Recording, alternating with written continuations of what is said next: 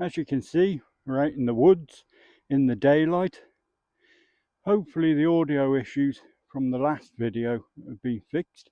I've now got this here microphone. Hopefully that's picking me up okay. So come out during the daytime to go and do a kit review, military kit review. So let's get into it. So here you are, guys. This is the Hungarian zeltbahn. Or to give it its proper name, it's the 1949-82 zeltbahn. So a bit of history first. These first came into use in about 1949 with the Hungarian army. They were designed as two ponchos. So each soldier had been issued a poncho each and a handful of pegs. So when they needed to shelter from the weather or stay out overnight, what they'd do, take their ponchos off, button them together. One of them would put their rifle with the bayonet in the middle as a centre pole. And the rifle in question is the Mosin Nagant. So then on top of there, they'd then put their helmet to keep the rain out the top. So these were designed for two men to sleep in. So the sizes along the bottom, from corner to corner looking at the door as we are, is 2 meters. Coming round to the side, along the bottom there, it's about 1.5, 1.6 meters, and it's about 1.2 meters high. So pretty small. God only knows how there's 2 men slept in there with their kit, but they obviously did.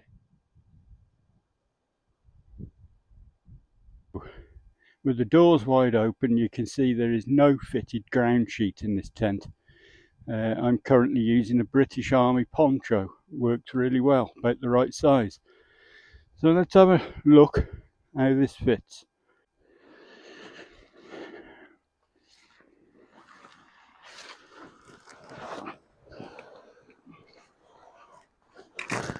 So, as you can hopefully see, I cannot lie across this without touching the canvas on my head and my feet. Hungarian soldiers must have been a fair bit shorter than I am. I have slept in this in heavy rain once with the centre pole. It was a little bit cramped, but it did the job. I just had to sort of curl up a bit, as so. Okay, let's just have another look inside there then. So, kind of difficult to shoot this as it's a very small space. Excuse me.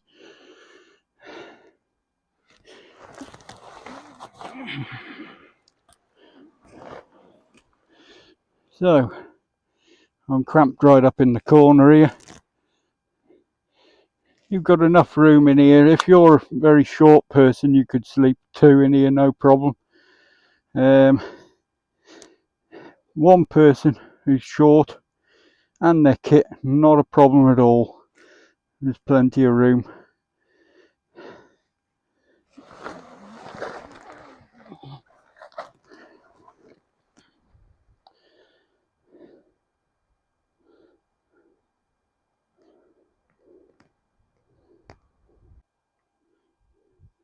So I had intended today to show you another way of setting this up so you don't need that centre pole.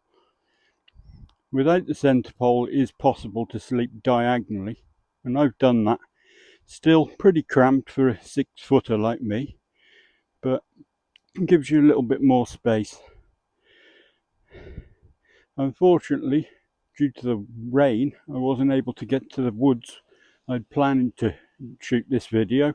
I'd conveniently made cut some wood to make the external tripod design.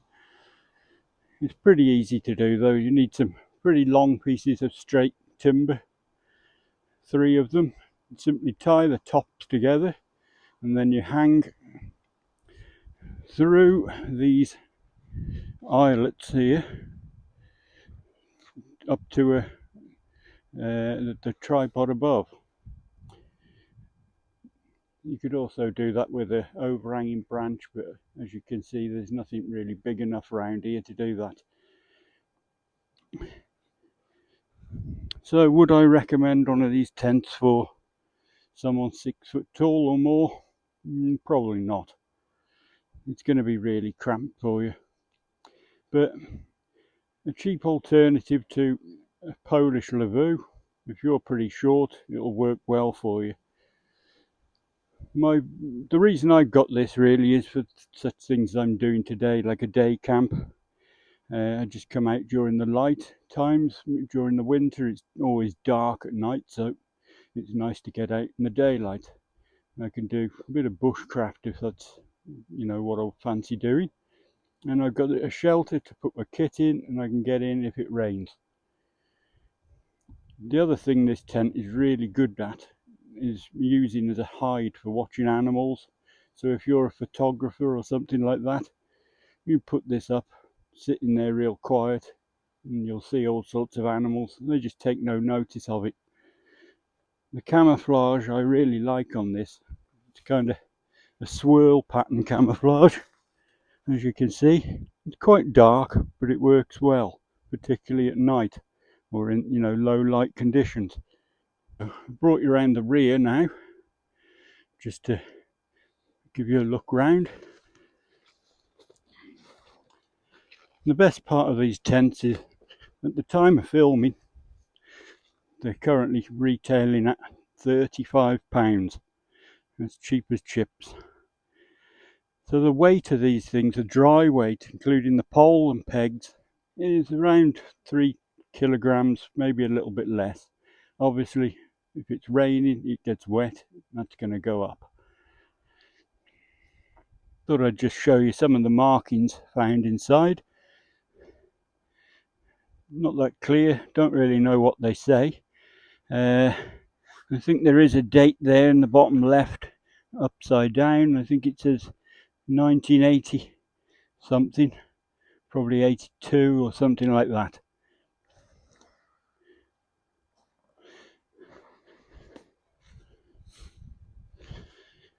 So as a poncho, these things are not very good at all. It's like a triangle shape, more of a cape. It's a bit of an odd thing. And as you can see, you have these buttons here and the armholes where you put your arms through when it's a rain cape, really. Being canvas, obviously you've got to expect a few leaks. It only gets better as it gets more wet, really. As I found when I used it in heavy rain, it has to get completely drenched before it starts repelling the water. As long as you don't touch the inside of the canvas while you're in there, you should have no problems at all.